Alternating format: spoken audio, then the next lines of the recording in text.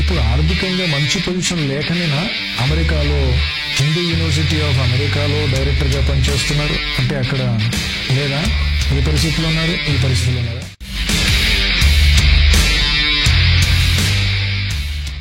ఏం మాట్లాడుతున్నారండి?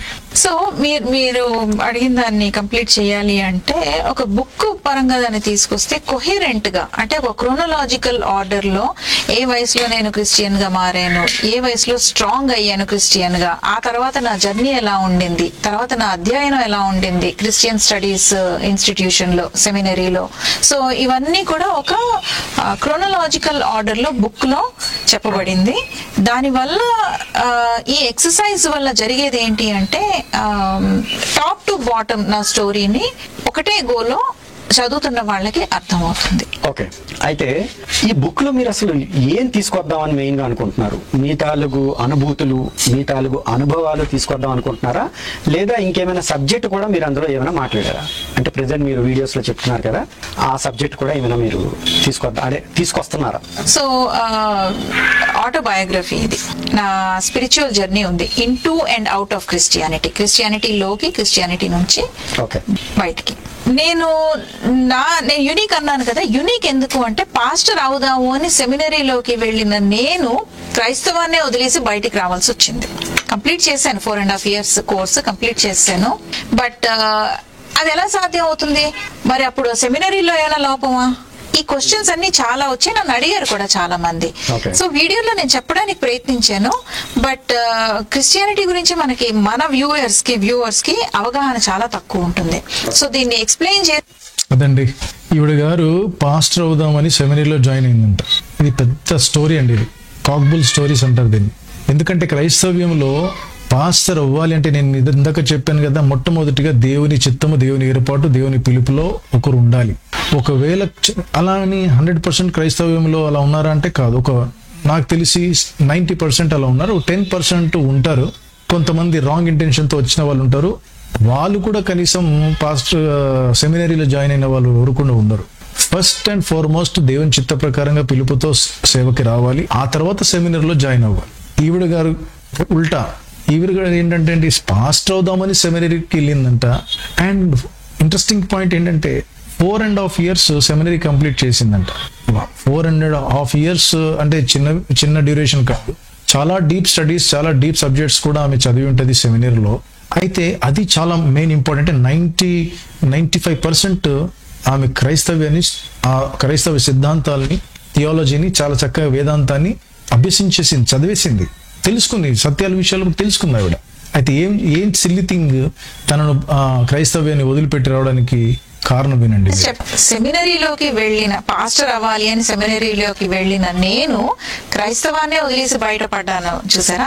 ఆ జర్నీ మొత్తం నేను తీసుకున్న కోర్సులు ఏంటి, అవి నన్ను ఎలా ఇన్ఫ్లుయెన్స్ చేసి, అది నన్ను ఎలా ఇంపాక్ట్ చేసి, అసలు వాటిలో ఏముంది, నేను క్రిస్టియానిటీనే, క్రైస్తవాన్నే ప్రశ్నించే అంత సబ్జెక్ట్ మ్యాటర్ ఏంటి ఉంది అందులోని. యేసు యొక్క అస్తిత్వమే తీసుకోండి, యెహోవా ఒక క్యారెక్టరైజేషనే తీసుకోండి, ఆర్ బైబిల్లో ఉన్న కాంట్రడిక్షన్స్, మిస్టేక్స్, ఇన్కన్సిస్టెన్సీస్. సో వీటన్నిటిని నేను క్వశ్చన్ చేశాను. అంటే అసలు సెమినరీ ఎడ్యుకేషన్ లో ఏం నేర్పిస్తారు అని ఒక పెద్ద ప్రశ్న ఒకటి చాలా సార్లు వచ్చింది. సో ఇది నేను వీడియోలో చెప్పలేదు, ఇది శుద్ధ తప్పు అండి. ఈవిడ నోటి ద్వారా నేను దాన్ని రుజువు చేస్తాను. ఈవిడి మాటల్లోనే నేను మీకు రుజువు చేస్తాను. ఏముంటుందండి, సెమినరీ చేస్తున్నప్పుడు తనకు డౌట్స్ వచ్చాయంట. సెమినరీ అంత శ్రద్ధతో చేసినట్ట? కానే కాదు. 4.5 సంవత్సరాలు థియాలజీ చదువుతున్నప్పుడు తనకు యేసుప్రభు యొక్క అస్తిత్వము, యెహోవా క్యారెక్టరైజేషన్, తర్వాత కాంట్రడిక్షన్స్, బైబిల్ మిస్టేక్స్, ఇవన్నీ కూడా తనకు వచ్చినటువంటి డౌట్స్ కానే కాదండి. ఇది గత 2000 సంవత్సరాల నుండి ఎంతో మంది క్రిటిసైజ్ చేసేవాళ్ళు. ఆల్రెడీ గూగుల్లో సెర్చ్ చేస్తే ఇవన్నీ సేమ్ ఈ పాయింట్స్ మీకు కనబడతాయి. ఉదాహరణకి ఇస్లాంలో అహ్మద్ దీదాద్ అనే ఒక పర్సన్ క్రిస్టియానిటీని క్రిటిసైజ్ చేస్తూ ఎన్నో వీడియోలు చేశాడు. ఆయన మ్యాటర్ గూగుల్లో పొందుపరిచాడు. దాన్ని స్టడీ చేసే ఈ రోజున జాకిర్ నాయక్ అనే వ్యక్తి ఫేమస్ అయ్యాడు. సో ఆల్రెడీ అక్కడ మెటీరియల్ మీకు అవైలబుల్ ఉంది గూగుల్లో. అంత మాత్రమే కాదు, జెహోవా విట్నెస్ అనే వాళ్ళు కూడా క్రిటిక్స్ రాశారు క్రైస్తవ్యం మీద. అవి కూడా మీకు అవైలబుల్ రిసోర్సెస్ ఉన్నాయి. ఇప్పుడు ఈవిడ చెప్పినటువంటి ఆ టాపిక్స్ అన్నీ కూడా ఇక్కడ మీకు గూగుల్ అందుబాటులో ఉంటాయి. ఈవిడికి సెమినరీ చేస్తూ వచ్చినటువంటి డౌట్లు అసలే కాదు, అది ఈవిడ ఇప్పుడు నెక్స్ట్ చెప్పబోయే మాటల్లోనే నేను మీకు ప్రూవ్ చేస్తాను. నేను ఇందులో చెప్పాను. అయితే ఇప్పుడు నాకు ఒక అనుమానం వస్తుంది. ఏంటి అంటే, ఏవైతే ఈ క్రిస్టియన్ కోర్సెస్ ఉన్నాయో అవన్నీ కూడా క్రిస్టియానిటీని పెంపొందించడానికి వాళ్ళు రాశారు. అవి చదివి మీరు క్రిస్టియానిటీ నుంచి బయటకు వచ్చి దాని గురించి అంత టెక్నికల్ గా వివరంగా మీరు చెప్తే అసలు ఎక్కడ దెబ్బ తగిలింది అని బహుశా కోర్సులన్నీ మార్చేసే పనిలో పాస్టర్లు ఉంటారేమో అని అనుమానం. పొరపాటున ఉండదండి, అది మీ భ్రమ. ఒక మనిషి తయారు చేసిన సిద్ధాంతాలు కావు. ఫర్ యువర్ కైండ్ ఇన్ఫర్మేషన్, క్రైస్తవ సిద్ధాంతానికి మూలము బైబిల్. అందులో నుండి తీసి చెప్పడం జరుగుతుంది తప్ప ఒక మనిషి రాసినటువంటి కోర్సులు కావు మిస్టర్ భాస్కర్ కిలి గారు. ఇది మీరు భ్రమలో నుండి బయటికి రండి. సో ఒకసారి ఆ సిద్ధాంతాన్ని స్టడీ చేయడానికి దేవుడు అద్భుతమైనటువంటి పరిశుద్ధ గ్రంథాన్ని మాకు ఇచ్చాడు. అందులో అన్నిటికీ జవాబు ఉన్నది. అందులో వెతికే ఓపిక, వెతికే బ్రాడ్ సెన్స్, వెతికే జ్ఞానం ఉన్న ప్రతి ఒక్కడు కూడా తప్పకుండా సత్యాన్ని తెలుసుకుంటాడు. అంతేగాని కోర్సులు మార్చడానికి అదేదో అకాడమిక్ సబ్జెక్ట్స్ కావు. ఫర్ యువర్ కైండ్ ఇన్ఫర్మేషన్, ఈ క్రైస్తవ సిద్ధాంతం theology it is based on the holy word of God. దేవుని యొక్క మాట మీద సిద్ధాంతం ఆధారపడింది. ఆయన కలుగునుగాక అంటే కలిగినటువంటి ఈ సృష్టి అంత స్టాండర్డ్ గా ఉన్నప్పుడు ఆయన మాట, ఆయన వాక్కు ద్వారా వచ్చినటువంటి క్రైస్తవ సిద్ధాంతము అది ఎన్నటికి కదల్చబడదు. ఎవరు దాన్ని కదల్చలేరు. అది మీ భ్రమ. అయితే నేను మార్చవలసి వస్తే నాలాగే చాలా మంది సెమినరీకి వెళ్ళి చాలా ప్యాషన్ తో క్రిస్టియన్ స్టడీస్ ని అధ్యయనం చేసి బయటకు వచ్చి మిగతా వాళ్ళని రక్షణ సువార్త, మిగతా వాళ్ళకి సువార్త ప్రకటించి వాళ్ళని రక్షిద్దాము అన్న ఉద్దేశంతో సెమినరీలు జాయిన్ అయిన వాళ్ళు చాలా మంది నాలాంటి రూట్ తీసుకుని బయటకు వచ్చేసారు. అది కూడా మీ భ్రమ అండి. శ్రీధన్ గారు, మీరు చాలా శుద్ధ తప్పు మాట్లాడుతూ ఉన్నారు. క్రైస్తవ సిద్ధాంతాన్ని స్టడీ చేసి వదిలిపెట్టి వచ్చినటువంటి వారు చాలా తక్కువ మంది. ఎవరైతే క్రీస్తును గట్టిగా నమ్మి, సిద్ధాంతాన్ని నమ్మి, క్రైస్తవైన సిద్ధాంతాన్ని నమ్మి ఎవరైతే క్రైస్తవులోనికి వచ్చినారో చివరి శ్వాస వరకు వాళ్ళు తమ ప్రాణాలైనా వదిలిపెట్టినారు. కానీ మీలాగా ఇలాంటి స్టోరీస్ అల్లుకుంటూ జీవితాలు మార్చుకోలేదు. ఫర్ యువర్ కైండ్ ఇన్ఫర్మేషన్, లోకి వెళ్ళిన ప్రతి ఒక్కళ్ళ మైండ్ లో నాకు వచ్చిన ప్రశ్నలే, నాలాగా మిగతా క్రైస్తవాన్ని వదిలేసిన వాళ్ళకి వచ్చిన లాంటి ప్రశ్నలే వస్తాయి ప్రతి ఒక్కరికి. ఇందులో రెండు రకాలు ప్రశ్నలు పక్కని పెట్టేసి సైతాన్ ఏదో శోధిస్తున్నాడు, ఇది సైతాన్ చేస్తున్న పని అని వాళ్ళని వాళ్ళు కన్విన్స్ చేసేసుకొని ముందుకు సాగిపోతారు, క్రైస్తవులుగా మిగిలిపోతారు. రెండో రకం ఏంటి అంటే, కాదు ఇంత నాకు 25 ఏళ్లలో రాని డౌట్లు, 5, 10, 5 ఎన్నేళ్ళు అయితే క్రైస్తవులుగా ఉన్నారో అన్నేళ్ళు, ఇన్ని ఏళ్లలో రాని డౌట్లు నాకు కొత్తగా వస్తున్నది. ఎందుకంటే సెమినరీలో మనకి క్రిటికల్ లిటరేచర్ ఏదైతే ఉంటుందో, అంటే క్రిస్టియానిటీని ప్రశ్నించే లిటరేచర్, స్కాలర్షిప్ ఏదైతే ఉంటుందో అది కూడా చదివే అవకాశం వస్తుంది మనకి as a Christian student, Christianity student. అంటే దానికి కౌంటర్ మీరు ఎలా ఇవ్వాలి అనేది మీకు అపాలజెటిక్స్ అంటారు. క్రిస్టియన్ క్లెయిమ్స్ ఇవి, క్రిస్టియానిటీ చెప్తున్నది ఇది, దాని విమర్శ ఇది అని రెండు పక్క పక్కన పెట్టి చదువుతున్నప్పుడు మన మైండ్ ఎంత లాజికల్ గా ఉందో చూసారండి. తన మాటల్లోనే దొరికిపోయింది. ఇప్పుడు దాకా ఏమని చెప్పిందండి, 4.5 సంవత్సరాల సెమినరీ స్టడీస్ లో నాకు ఎన్నో డౌట్స్ వచ్చాయి. ఇప్పుడేముంటుందంటే ఆ 4.5 సంవత్సరాల సెమినరీలో ఆ లాస్ట్ ఇయర్ ఉన్నటువంటి సబ్జెక్ట్ లో ఏముంటుందంటండి, ఒక పక్కన క్రిస్టియన్ లిటరేచర్ ఉంటుంది, ఇంకో పక్కన క్రిటిక్స్ ఉంటాయి, క్రిటిసైజింగ్స్, ఏమేమి ప్రశ్నలు ఉంటాయి, వాటికి ఏ విధంగా జవాబు చెప్పాలని మళ్ళీ ఆ సెమినరీ వాళ్ళే తయారు చేసినటువంటి అంశాలు అవి. అంటే బైబిల్ కాలేజ్లో ఉన్నటువంటి సబ్జెక్ట్ ఏది, దాన్ని అపోలోజిటిక్స్ అంటారని ఆవిడ నోటితోనే అవి చెప్పింది. ఇప్పుడు ఏముంటుంది, అది నేను చదివిన తర్వాత లాజికల్ థింకింగ్ ఉన్న మైండ్ ఉన్న వాళ్ళకి ఎవరైనా సరే వాళ్ళు ఇట్లే అర్థం చేసుకుంటారు అని అంటుంది. అంటే వినండి, అది కూడా కంప్లీట్ వినండి. దాన్ని బట్టి మనకి కానీ అది కానీ అట్రాక్టివ్ అనిపిస్తుంది. సో నా సిచ్యువేషన్ లో నాకు ఈ క్రిటికల్ లిటరేచరే ఎక్కువ మీనింగ్ఫుల్ గా అనిపించింది. ఇదండి యాక్చువల్ గా ఈ భాస్కర్ కిలి గారు తన యూట్యూబ్ ఛానల్లో ఇంటర్వ్యూ తీసుకుంటున్నటువంటి టీం ఏం పెట్టారు, ఎస్తేర్ ధనరాజ్ గారి యొక్క బయోగ్రఫీలో ఏముంది, ఎస్తేర్ ధనరాజ్ గారి బయోగ్రఫీ బ్రాకెట్ లో బుర్రలో ఏముంది, ఆవు పేడన, చెత్తన. 4.5 సంవత్సరాలు కంప్లీట్ అయిపోయింది సెమినరీ. ఆ లాస్ట్ స్టేజ్ లో ఒక పక్కన క్రిస్టియన్ లిటరేచర్, ఇంకో పక్కన క్రిటిక్స్ ఉంటాయి. నేను అది చదువుతున్నప్పుడు, లాజికల్ థింకింగ్ చేసినప్పుడు నాకు క్రిటిక్స్ ఏదైతే పాయింట్స్ ఉన్నాయో, క్రైస్తవ్యానికి క్రిటిసైజింగ్ చేసే పాయింట్స్ అదే నాకు మీనింగ్ఫుల్ గా అనిపించింది అని అక్కడ తన మాటల్లో బయలుపరిచింది. ఇంతకుముందు చెప్పింది అబద్ధం. ఏంటి? మధ్యలో నాకు ఈ 4.5 years లో ఎన్నో డౌట్స్ వచ్చాయి. కాదండి, ఈ క్రిటిసైజింగ్ పాయింట్స్ ఏదైతే ఉన్నాయో అది చదివిన తర్వాతనే నాకు మీనింగ్ఫుల్ అనిపించింది. దానిని బట్టి నేను క్రైస్తవ్యాన్ని వదిలిపెట్టానని ఇప్పుడు ఆ మాట ఉంటుంది. చూద్దాం. మీరు చెప్పేది ఏంటి అంటే, ఇప్పుడు క్వశ్చన్స్ కన్నా వీళ్ళు తాలూకు డిఫెన్స్ కోసం చేసిన కోర్స్ అనేది వీక్ గా ఉందా? అసలు లాజిక్ ఉండదు అందులో. ఓకే, ఆ విమర్శల్ని కౌంటర్ చేస్తారు కదా, అది అసలు లాజిక్ ఉండదు. ఒక లాజికల్ మైండ్ కి అది సరిపోదు. అంటే ఇప్పుడు క్రిస్టియన్ ఏదైతే థియాలజీ కానీ లేకపోతే ఈ గ్రంథాలు కానీ ఏవైతే ఉన్నాయో అసలు మన లాజికల్ గా ఎట్టి పరిస్థితుల్లో కూడా కౌంటర్ చేసే అవకాశమే లేదు. డిపెండ్ చేయాలి అసలు. అంత లోపభూయిష్టమైంది క్రిస్టియానిటీ, దాని యొక్క థియాలజీ.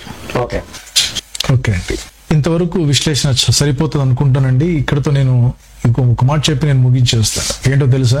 ఇప్పుడు ఈవిడ గారు ఏం చెప్పారంటే, లాజికల్ థింకింగ్ మైండ్ కలిగినటువంటి వారికి ఎవరికైనా క్రిటిక్స్ పాయింట్ ఏదైతే ఉంటాయో, విమర్శించే అంశాలు ఏదైతే ఉంటాయో అదే మీనింగ్ఫుల్ గా అనిపిస్తుంది. దాన్ని బట్టి ఆలోచన చేస్తే క్రైస్తవ్యానికి లాజిక్ ఉండదు, లాజికల్ వేలో అది నిలబడదు అనే విషయం, దానిని బట్టి, ఆ స్టడీస్ ని బట్టి తాను క్రైస్తవ్యాన్ని వదిలిపెట్టి వచ్చింది అనేది తన మాటల్లో ఉన్నటువంటి సారాంశం. ఆ మాటలో చెప్పకనే చెప్పేసింది. దీన్ని బట్టి నాకు అర్థమవుతున్న విషయం ఏంటంటే, ఎంత అజ్ఞానం, ఎంత బుర్రలేని తనం అంటే 4.5 years కోర్స్ కంప్లీట్ చేసి ఆ 4.5 years లో ఎన్ని సబ్జెక్ట్స్ ఉంటాయి తెలుసండి? ఆల్ మ్యాటర్స్ కవర్ అయి ఉంటాయి. ఆల్ రిలీజియన్స్ కి సంబంధించినటువంటి థియాలజీ కూడా సబ్జెక్ట్స్ ఉంటాయి. అది కూడా తను చదివినట్టే. అన్ని చదివిన తర్వాత క్రిటిక్స్ పాయింట్స్ ఏదైతే ఉంటాయో, అపోలోజిటిక్స్ ఏదైతే పాయింట్స్ ఉంటాయో తనకు అదే రియలిస్టిక్ గా, అదే మీనింగ్ఫుల్ గా అనిపించి నేను వదిలేశానంటుంది. వీడి సొంత బుర్రలో నుంచి వచ్చినటువంటి డౌట్స్ కాదవి. కాలేజ్లో అన్ని సబ్జెక్టులలో ఒక సబ్జెక్టు ఏంటంటే అపోలోజెటిక్స్.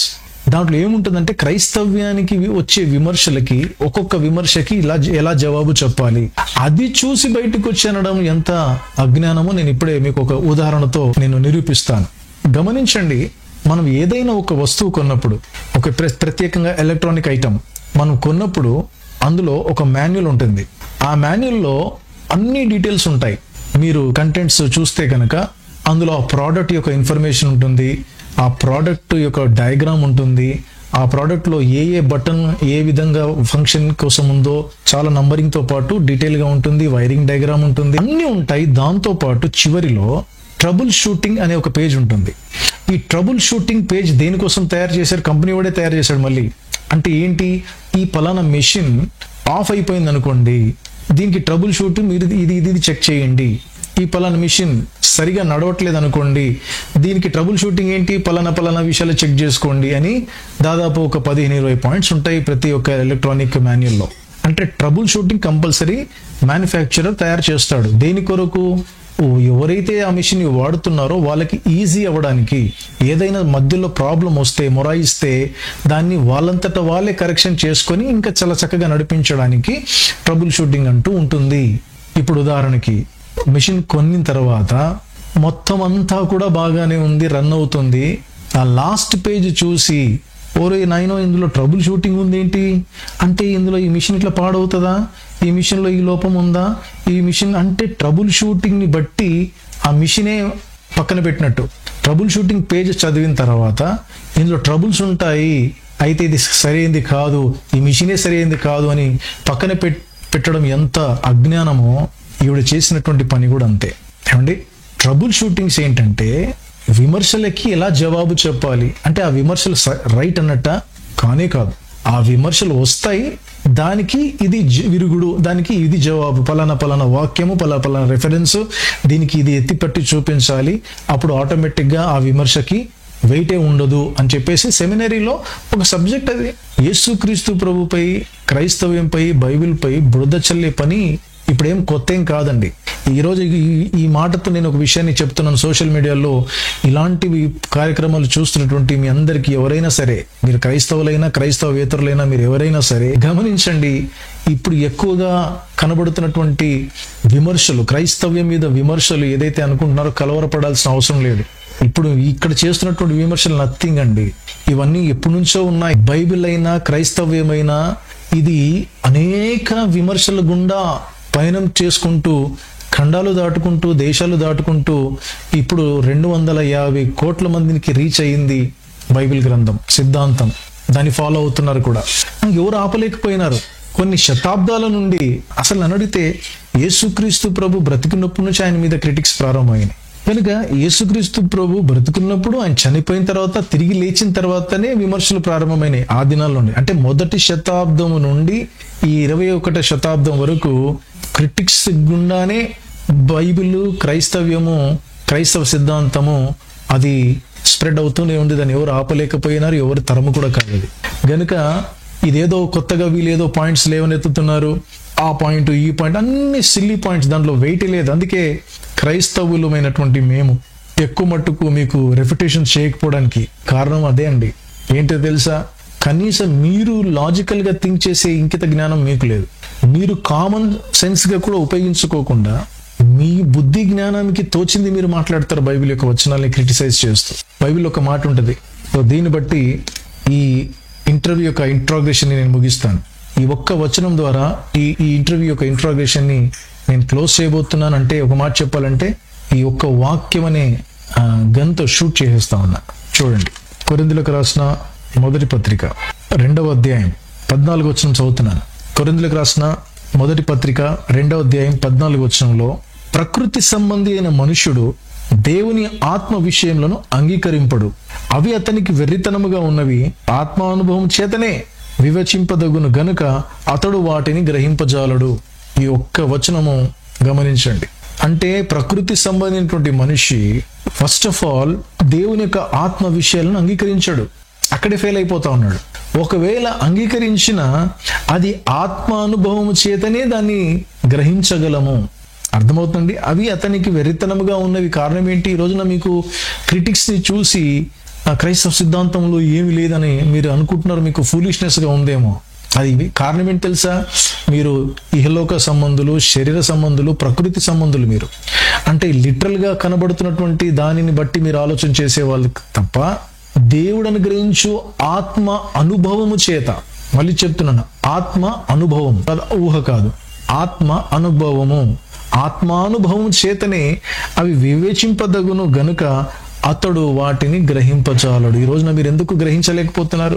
సోషల్ మీడియాలో ఇంత వాంటెడ్లీ, ఇంటెన్షనల్ గా అన్ని తెలిసి కావాలని బురద ఎందుకు చల్లుతున్నారో తెలుసా? దీనికి 2 కారణాలు.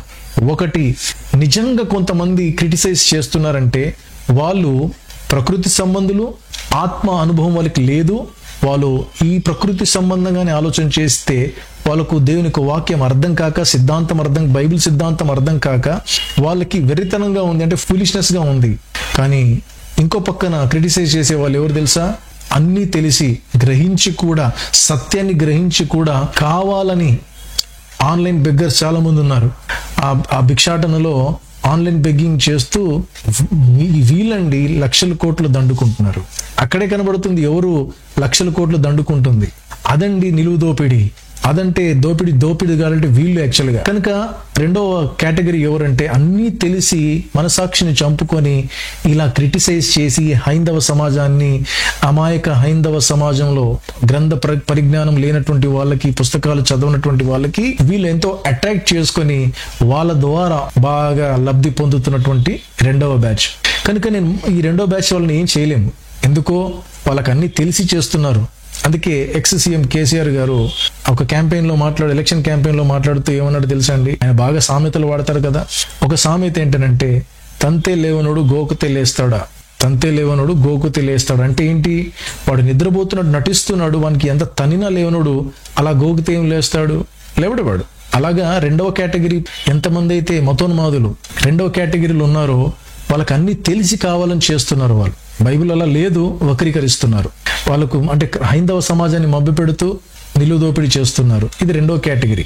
మొదటి కేటగిరీ గురించి నేను ఇప్పుడు కంచంతో మాట్లాడుతున్నాను ఏంటనంటే, మీకు ఈ ప్రకృతి సంబంధంగా ఆలోచన చేస్తూ, శరీర సంబంధంగా ఆలోచన చేస్తూ, ఈ బుర్రతో ఈ మెదడుతో ఆలోచన మాత్రమే చేస్తే మీకు ఈ విషయాలు అర్థం కావు. బైబిల్ సెలవిస్తోంది, మొదటి కొరింథీ పత్రిక 2వ అధ్యాయము 14వ వచనంలో, మీరు ఆత్మ అనుభవం చేతనే దీన్ని గ్రహించగలరు. నేను దీన్ని బట్టి నేను క్రైస్తవ సమాజానికి కూడా విశ్వాసులకు చెప్తున్నాను ఏంటంటే, మీరు దేవుని యొక్క వాక్య జ్ఞానంలో ఎదగాలి. ఇలాంటి క్రిటిసైజ్ చేసే వాళ్ళకి మీరే దానికి పరిష్కారము తెచ్చుకొని ఆ జ్ఞానం సంపాదించుకోవాలి. ఎలా సంపాదించగలుగుతారో తెలుసండి, దేవుడు మనకి ఇచ్చినటువంటి ఈ యొక్క గ్రంథము, ఇవి అక్షరాలు ఉన్నాయి ఇందులో. ఇది చదివితే వచ్చేది అక్షర జ్ఞానం. అది అవసరం, చదవాలి, అక్షర జ్ఞానం సంపాదించుకోవాలి. అంత మాత్రమే కాదు, ఇది ఎవరు రాయించి పెట్టారు? ఇది చూడండి, నేను ఇంకొక వచనం చదువుతాను మీకోసం. పేతురు రాసినటువంటి 2వ పత్రికలో చూడండి, ఒకడు తన ఊహను బట్టి చెప్పుట వలన లేఖనంలో ఏ ప్రవచనము పుట్టదు అని మొదట గ్రహించుకోవాలి. ఈ లేఖనాల్లో ఉన్నటువంటి వాక్యాలు, ప్రవచనాలు ఒక మనుషుని యొక్క ఊహను బట్టి పుట్టింది కాదు. 21 పేతురు రాసిన 2వ పత్రిక 1వ అధ్యాయం 21 వచనం, ఏలైనగా ప్రవచనం ఎప్పుడునూ మనుషుని ఇచ్చను బట్టి కలగలేదు గాని మనుషులు పరిశుద్ధాత్మ వలన ప్రేరేపింపబడిన వారే దేవుని మూలంగా పలికిరి.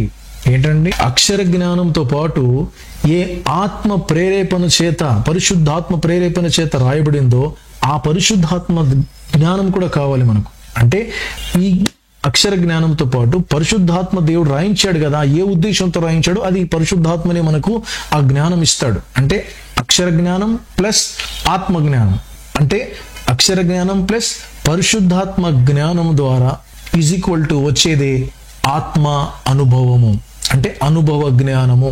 అనుభవ జ్ఞానము గురించి పేతురు ఇంకొక చక్కని మాట చెప్పాడు. చూడండి ఇక్కడ ఏమంటాడు అనుభవ జ్ఞానం గురించి, జాగ్రత్తగానండి. పేతురు రాసిన 2వ పత్రిక 1వ అధ్యాయము 2వ వచనం నుంచి నేను చదువుతున్నాను. తన మహిమను బట్టి, గుణాతిశయమును బట్టి మనల్ని పిలిచిన వాని గూర్చిన అనుభవ జ్ఞానం మూలముగా ఆయన దైవ శక్తి, జీవముకును భక్తికిని కావలసిన వాటన్నిటిని మనకు దయ చేయుచున్నందున దేవుని గూర్చినట్టు, మన ప్రభు అయిన యేసుక్రీస్తుని గూర్చినట్టునైనా అనుభవ జ్ఞాన విషయంలో మీకు కృపను, సమాధానము విస్తరించును గాక.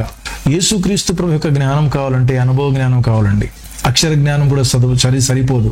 క్రైస్తవులారా, మీతోనే మాట్లాడుతున్నారు. అక్షర జ్ఞానానికి పరిమితం కాకండి, ఆత్మ జ్ఞానం కూడా పొందుకోండి. సో ఈ మాటను బట్టి నేనేం చెప్పదలుచుకున్నంటే, ఎంతమంది మతోన్మాదులు ఎంతగా క్రిటిసైజ్ చేసుకున్నా, వాళ్ళు ఎంత చాకచక్యంగా, ఎంత చాలా స్మార్ట్ వేలో ఇలాంటి ఇంటర్వ్యూస్ కావచ్చు, ఆ తర్వాత రెఫ్యుటేషన్ వీడియోస్ కావచ్చు, ఆ తర్వాత స్క్రోల్స్ కావచ్చు, ఎన్నెన్నైతే మీరు సోషల్ మీడియాలో చూస్తున్నారో కలవరపడడానికి వీల్లేదు. ఇదేం కొత్త ఏం కాదు.